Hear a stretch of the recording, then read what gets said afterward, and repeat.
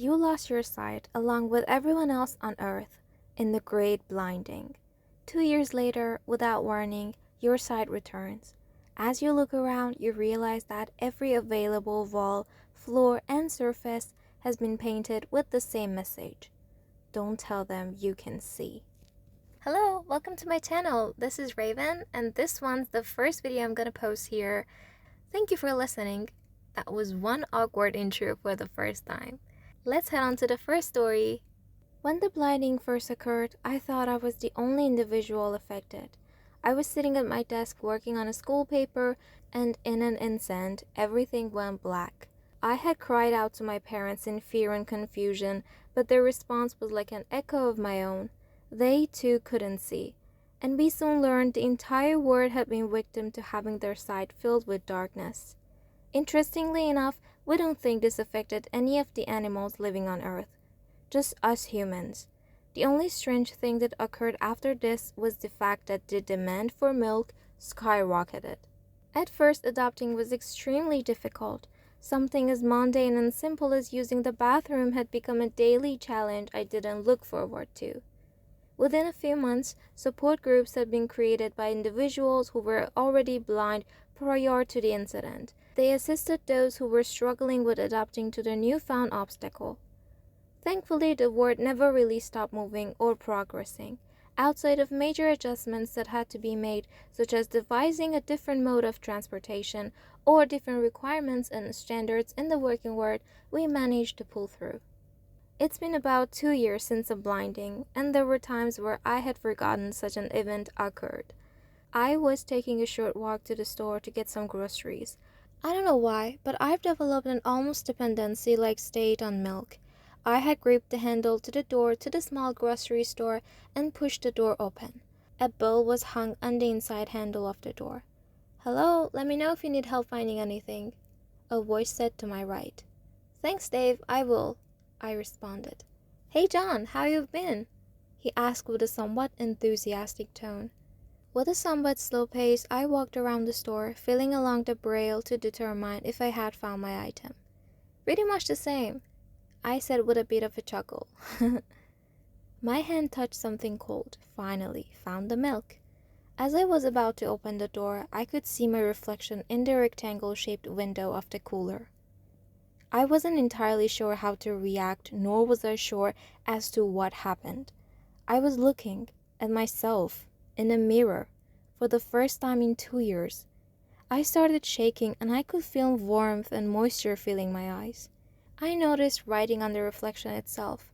I was so excited I hadn't even noticed. In fact, most of the interior was covered in this writing. Looked a little close at the message written in black. "Don't tell them you can see."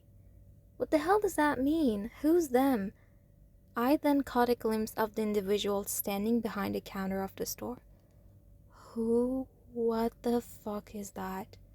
"John, you need some help, buddy?" it asked.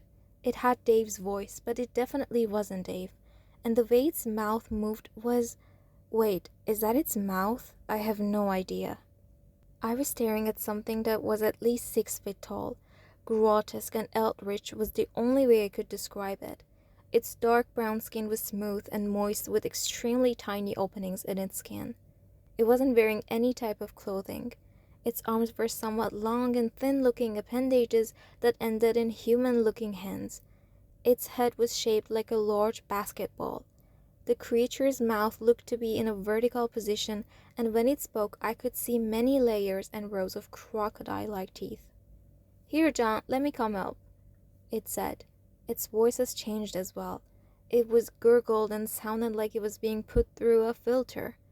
As it moved, I could hear it squish against the floor. That's the first time I've ever heard that. Why am I hearing that just now? Why have I never heard that before? Instead of gaping at the reflection and trying to ascertain how it walks, I simply stared at the jug of milk. That's when I noticed the color of the milk. It wasn't white or brown or any color a milk should be. It was dark black. As the creature grew closer, a foul smell harassed my nostrils. It took everything I had not to vomit. It reached out with its human-like appendage and touched my shoulder. My entire body tensed up. We're having a lot of different specials on milk today, it said, and I could see its mouth open wide behind my head with what I assumed was a smile. Okay, so that was the first story. How did you like it? Tell me in the comments. Let's move on to the next story. We called it humanity's worst disaster. History named it the Great Blinding. What that doesn't entail is that it was our own damned fault. The world was rotting to chaos after several months of warnings, and we simply elected to ignore them, feigning assurance, "Oh, that'll go away once we start on it. That's no problem for the government. They'll take care of us. Don't get involved. You'll just get in the way of the experts." Ultimately, no one did anything about it because they thought others were on top of the problem. Indeed, this led to a fading away of layers of ozone that prevented the full wrath of the sun. The ozone wasn't fully gone, no, but enough that the light truly lit up the earth. When it was day, we were all doomed. No corner of darkness could hide us. It took mere seconds and we were caught. There were legends of a group of roamers traveling eternally into the night, never letting the day come upon them. It's been 2 years since. The night doesn't last very long. We don't walk by sight anymore. We walk by faith. In faith, we sense the heat. We develop patterns of excursions into the dark. The already blind, we call them ushers of darkness, led us.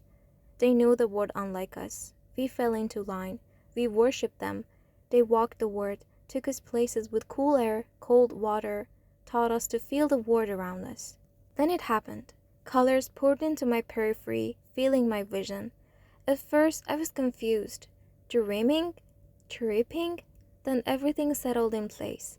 The words stood in plain view. I was astonished at what I saw. Scribblings everywhere. Didn't matter how far I went, even on the people themselves, myself included. Don't tell them you can see. Granted, it was all dim since we were hiding in the dark, but there was enough. I wasn't sure what would happen if I did tell them despite the warning, so I played along. I saw where the ushers of darkness led us. They led us through dangerous places but unsafe path, balancing on a thin rope death and life. I nearly got caught myself veering off the path because of my insatiable curiosity. As time went on, I got better at keeping up the act. It became dreary. I wish I could be blind again. We couldn't do much anyway. We were holed up from the sun's wrath. Then I started feeling something was off. No one was talking. It was pure silence.